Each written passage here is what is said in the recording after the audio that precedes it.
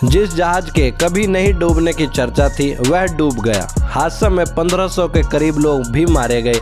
इसे इतने साल बीतने के बाद भी यह दुनिया का सबसे बड़ा समुद्री हादसा माना जाता है, लेकिन डूबने के दशकों बाद भी यह लोगों के जहन में कहीं न कहीं बसा रहा। 1997 में जेम्स कैमरून ने इस पर मूवी बनाकर इसकी यादों को दोबारा ताज़ा कर दिया था। आज हम आपको अपने इस वीडियो में इसी जहाज़ के बारे में बताएंगे।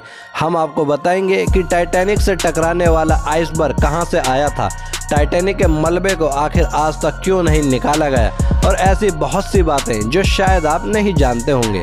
तो चलिए शुरू करते हैं अपनी इस वीडियो को और जानते हैं इस विशाल टाइटैनिक के बारे में।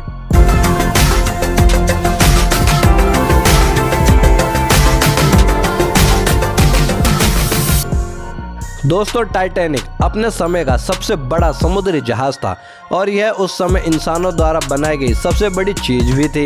टाइटैनिक जहाज को 31 मार्च 1909 को 3000 लोगों ने एक साथ मिलकर बनाना शुरू किया था और फिर 26 महीनों में यानी कि 31 मई 1911 में बनाकर तैयार कर दिया। हालांकि इसके निर्माण के दौरान 250 से ज़्यादा लोगों को चोटें आई थी और 2 लोगों की तो मौत भी हो गई थी।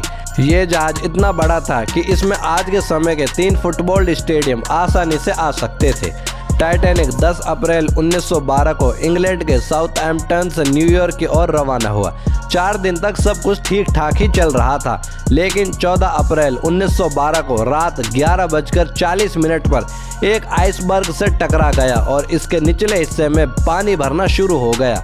दोस्तों, इस दुर्घटना में मारे गए लोगों में से सिर्फ 306 लोगों की ही लाशें मिल पाई हैं, ऐसा रिपोर्ट में बताया गया है। बाकी लोगों की लाश का तो पता ही नहीं चला कि वो कहां गई। टाइटैनिक जिस पानी में डूबा था उस पानी का तापमान 2 डिग्री सेल्सियस था, जिसमें कोई भी व्यक्ति 15 मिनट से ज़्यादा जिंदा नहीं रह सकता था। जहाज के धीरे धीरे डूबने की खबर मिलने के बावजूद भी इसके म्यूजिशियन इसके डूबने के वक्त तक गाना बजाते रहे, ताकि कुछ समय बाद मरने जा रहे लोग अपने आखिरी समय को खुशी से बिता सकें। जहाज से टकराने वाला आइसबर्ग लगभग 100 फीट ऊंचा था।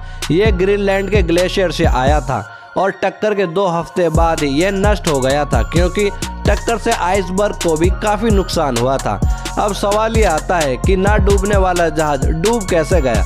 बड़ी दुर्घटनाओं के बाद उसकी वजहों में हमेशा मानवीय गलतियां ही मिलती हैं। दरअसल यह दबाव ब्लू बैंड को हासिल करने का था। 1839 में शुरू हुआ यह सम्मान अटलांटिक महासागर को सबसे तेजी से पार करने वाले जहाज को मिलता था। टाइटैनिक को इस सम्मान का सबसे जोरदार दावेदार माना गया था। इस हादसे में जो लोग बचे उनमें कई लोगों ने बताया कि जहाज के कैप्टन को रास्ते में आसपास के इलाके में आइसबर्ग होने की सूचना मिल गई थी, लेकिन उन्होंने जहाज की गति धीमी ही नहीं की, क्योंकि वे अटलांटिक महासागर को सबसे तेज गति से पार करने के लक्ष्य को हासिल करना चाहते थे।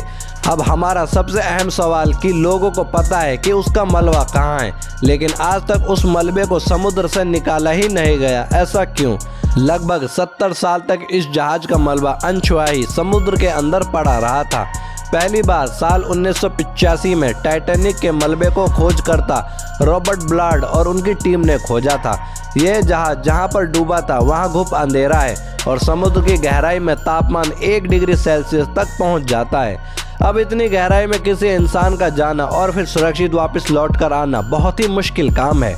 ऐसे में जहाज का मलबा लाना तो बहुत ही दूर की बात है, और वैसे भी जहाज इतना बड़ा और भारी था कि लगभग 4 किलोमीटर की गहराई में जाकर मलबा निकाल कर बाहर लाना लगभग नामुमकिन है। बताया जाता है कि समुद्र के अंदर अब टाइटैनिक का मलबा ज़्यादा समय तक टिक भी नहीं पाएगा, क्योंकि वो बड़ी तेजी से गल रहा है। जानकारों की माने तो आने वाले 20 से 30 सालों में टाइटैनिक का मलबा पूरी तरह गल जाएगा और समुद्र के पानी में विलीन हो जाएगा। दरअसल समुद्र में पाए जाने वाले बैक्टीरिया उसके लोहे से बने ढांचे को तेजी से कुतर रहे हैं, जिसकी वजह से उसमें जंग लग रहा है। BBC की एक रिपोर्ट के मुताबिक जंग पैदा करने वाले ये बैक्टीरिया हर रोज़ करीब 180 किलो मलबा खा जाते हैं। यही वजह है कि वैज्ञानिक मानते हैं कि अब टाइटैनिक की उम्र ज़्यादा नहीं बची है।